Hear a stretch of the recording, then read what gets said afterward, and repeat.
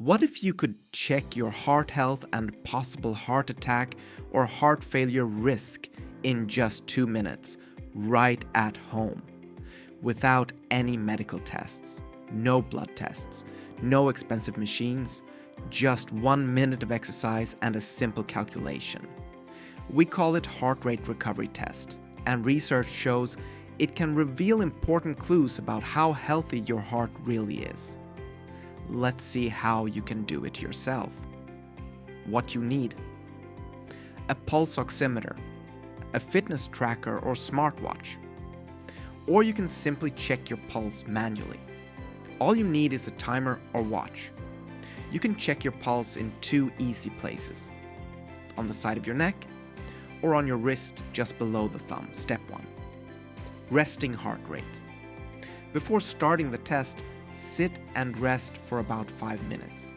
Then measure your resting heart rate. A normal resting heart rate for most adults is usually between 60 and 100 beats per minute.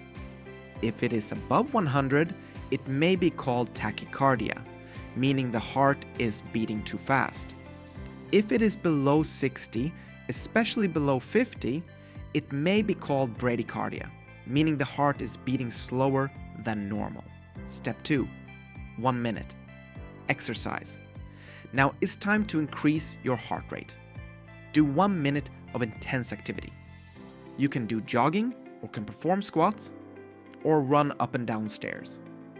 The key is to put in maximum effort for 1 full minute. As soon as the 1 minute ends, immediately measure your heart rate. This number is called your peak heart rate. Step 3. 1 minute recovery. Now sit down and rest. After 1 minute of rest, measure your heart rate again. This second number is your recovery heart rate. That's step 4, the simple calculation. Now subtract the recovery heart rate from the peak heart rate. For example, if your peak heart rate is 175 and your recovery heart rate after 1 minute is 140, then 175 minus 140 equals 35. This number is your heart rate recovery score. What your score means: if your score is above 30, your heart fitness is considered excellent. If your score is between 12 and 30, your heart fitness is average. But if your score is 12 or lower, it may indicate higher cardiovascular risk. And it's something you should discuss with your healthcare professional.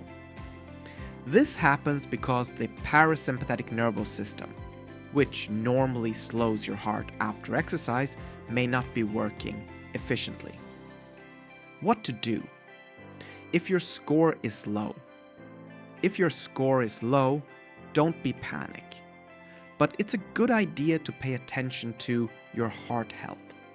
You should consider consulting a cardiologist, especially if you have diabetes or high blood pressure.